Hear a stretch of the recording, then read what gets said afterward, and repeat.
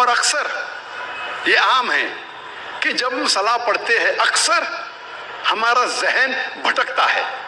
یہ عام بات ہے, یہ کچھ نئی بات نہیں, ہم جانتے ہیں لیکن کئی بار کسی ذکر نہیں کریں گے, لیکن ہم سب جانتے ہیں کہ اکثر جب ہم صلاح پڑھتے ہیں تو ہمارا ذہن بھٹکتا ہے.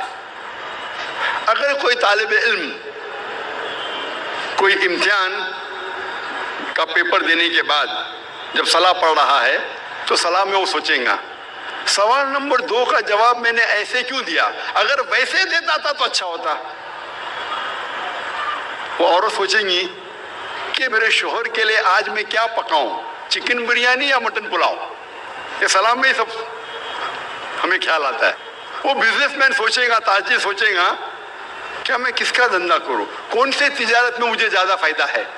تو صلاح میں ہمارا ذہن بھٹکتے رہتا ہے, اور یہ عام بات ہے. بھٹکنا چاہیے نہیں, لیکن بھٹکتا ہے. کیوں؟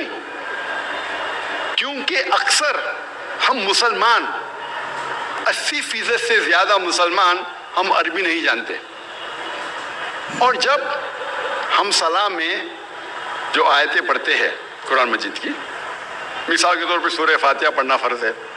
ہم جب سورہ فاتحہ پڑھتے ہیں ہمیں سورہ فاتحہ اتنے اچھی طریقے سے یاد ہے کہ اگر نیند میں سے ہمیں کوئی اٹھائیں گا 2 بجے رات کو اور کہیں گا سورہ فاتحہ پڑھو تو ہم 100 میل کی رفتار پہ پڑھ سکیں گے. کیونکہ ہمیں سورہ فاتحہ بہت اچھی طریقے سے یاد ہے. نیند میں بھی آپ بولیں گے تو ہم 100 میل کی رفتار پہ سورہ فاتحہ پڑھ سکیں گے. اور ہمارا ذہن جو اللہ سبحانہ تعالیٰ نے ہمیں دیا ہے, the brain Allah has given us, وہ اتنا پاورفل ہے کہ یہ سورہ فاتحہ ہمارے ذہن کا ایک دم چھوٹا سا حصہ استعمال ہوتا ہے, کیونکہ ہمیں پوری طریقے سے یاد ہے, منہ زبانی یاد ہے, اور ہم 100 میل کی رفتار پہ پڑھ سکتے. تو سورہ فاتحہ پڑھنے کے لیے ہمارا بہت چھوٹا سا ذہن, بہت چھوٹا, ایک دم کم ذہن استعمال ہوتا ہے. باقی ہمارا ذہن خالی ہے. An empty brain is a devil's workshop. یہ انگریزی میں کہاوت ہے کہ خالی دماغ شیطان کا کارخانہ ہے. خالی دماغ شیطان کی فیکٹری ہے. اور سائنٹیفکلی ہمارا دماغ خالی کبھی رہ ہی نہیں سکتا. یہ سائنس کے تو کیا کرتا ہے, دماغ بھٹکتا ہے, سوچتے رہتا ہے کیا کروں, کیا پکاؤں, کیسا تجارت کروں, کل کیا کروں, کیا پہنوں. تو ذہن کو بھٹکنے سے روکنے کے لیے سب سے بہترین طریقہ ہے کہ اگر ہم عربی زبان نہیں جانتے تو جو ہم عربی آیتیں پڑھ رہے ہیں اس کے ساتھ ساتھ اس کا ترجمہ بھی دہرائیے. ذہن میں عربی آیتوں کے ساتھ ذہن کے پیچھے at the back of your mind ہم اس کی معنی بھی دہرائے. اگر آپ کو اردو میں مہارت ہے تو اردو میں دہرائیے, انگریزی میں مہارت ہے تو انگریزی میں دہرائیے, ہندی میں مہارت ہے تو ہندی میں دہرائیے, مراٹھی میں مہارت ہے تو مراٹھی میں دہرائیے. لیکن جو زبان میں آپ کو مہارت ہے اس زبان میں ان آیتوں کا ترجمہ اپنے ذہن کے پیچھے دہرائیے.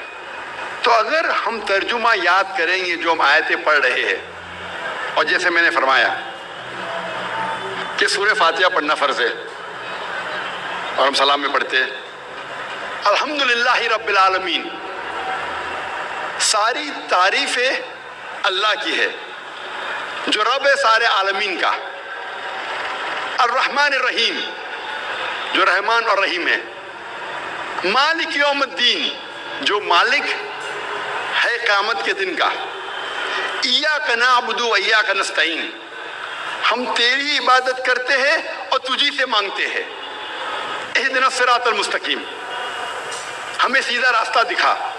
صراط الذین انعمت علیہم غیر المغضوب علیہم ولا الضالین, وہ راستہ جن لوگوں پہ تو نے انعام فرمایا اور جو بھٹکے ہوئے نہیں ہیں. تو جب ہم سورہ فاتحہ پڑھ رہے ہیں اس کے ساتھ ساتھ اگر ترجمہ دہرائیں گے تو انشاءاللہ ہمارا ذہن نہیں بھٹکے گا. لیکن جب آپ کو عادت ہو جائیں گی ترجمہ دہرانے کی, یہ بھی میکینیکل ہو جائے گا. ابھی آپ کا ذہن کا تھوڑا اور حصہ استعمال ہو رہا ہے، لیکن یہ بھی میکینیکل ہو جائے گا. آپ سورہ فاتحہ کے ساتھ ساتھ اس کا ترجمہ بھی 100 میل نہیں تو کم از کم 90 میل کی رفتار پہ دہرا سکیں گے. لیکن ابھی کیونکہ ذہن کا کچھ اور حصہ استعمال ہو رہا ہے، آپ کا ذہن بھٹکے گا لیکن کم بھٹکے گا. تو ذہن کو بھٹکنے سے روکنے کے لیے آپ کو کیا کرنا چاہیے؟ ترجمے کے ساتھ ساتھ اس ترجمے کے معنی پہ کانسنٹریٹ کرنا چاہیے، توجہ دینا چاہیے. اگر عربی کے ساتھ اگر ترجمہ دہرا رہے ہیں اور اس ترجمے کی معنی پہ توجہ دیں گے تو آج کی سائنس یہ کہتی ہے کہ ہمارا برین اتنا پاورفل ہے کہ ہم ایک ساتھ 2 3 4 کام کر سکتے ہیں.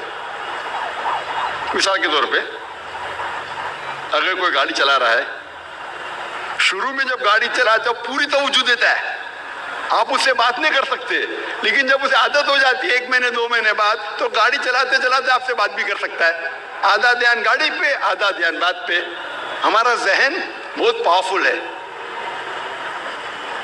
لیکن آج کی سائنس یہ کہتی ہے کہ کوئی بھی انسان 100% 2 چیز پہ دھیان نہیں دے سکتا ہے.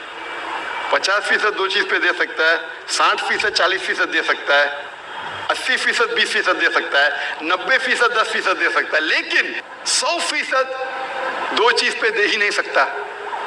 تو عربی آیت کی تلاوت کرنے کے ساتھ ساتھ اگر ترجمہ دہراتے ہیں، اس ترجمہ پہ آپ کانسنٹریٹ کرتے ہیں، دھیان دیتے ہیں 100%، جتنا آپ دھیان دیں گے اتنا کم آپ کا ذہن بھٹکے گا.